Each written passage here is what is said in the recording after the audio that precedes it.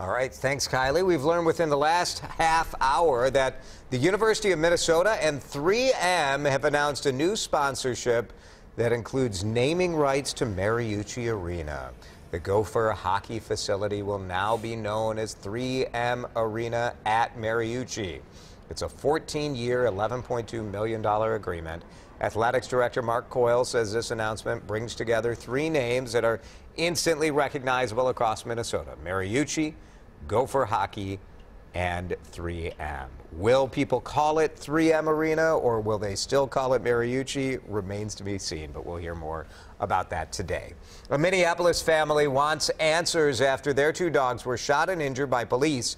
On Saturday night, it was all caught on camera. Officers responding to a burglar alarm at Jennifer LeMay's North Minneapolis home. She says her daughter accidentally triggered their security system. But a security camera in the backyard shows the officer in LeMay's fenced-in yard. You see one of her dogs, Sirach, running up to the officer. The dog stops and then walks closer to the officer, who fires the gun at the animal. LeMay's other dog, Rocco, is seen running toward the officer, who shoots a couple more rounds. Video then shows the officer jumping the fence.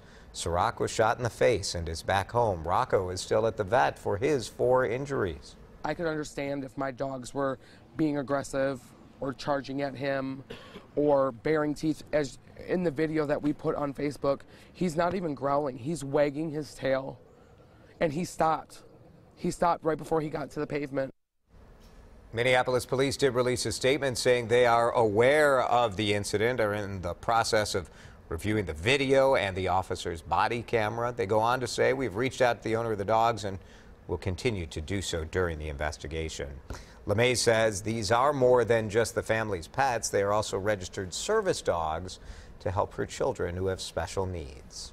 Donald Trump Jr. met with a Russian lawyer before the election who promised damaging information about Hillary Clinton. That's according to a report in the New York Times. The president's son issued a statement saying he did take the meeting, but did not get any information on Clinton. He insists his father did not know about the meeting. Jared Kushner, the president's son-in-law, and Paul Manafort, Trump's campaign chairman, were also there.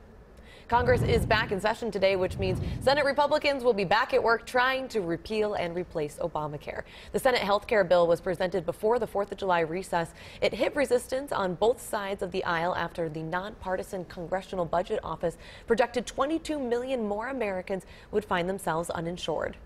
DFL delegates did not endorse a candidate for Minneapolis mayor at its weekend convention. None of the mayoral hopefuls secured the necessary 60% of the vote to win the backing from the DFL party. Representative Raymond Dean secured the most votes on Saturday. He finished the balloting in first place with about 32% support. In his speech, Dean spoke about his struggle with drugs and a burglary conviction.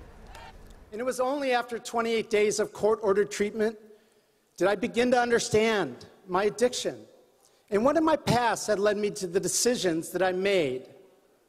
Treatment was my door to freedom and my door to dignity.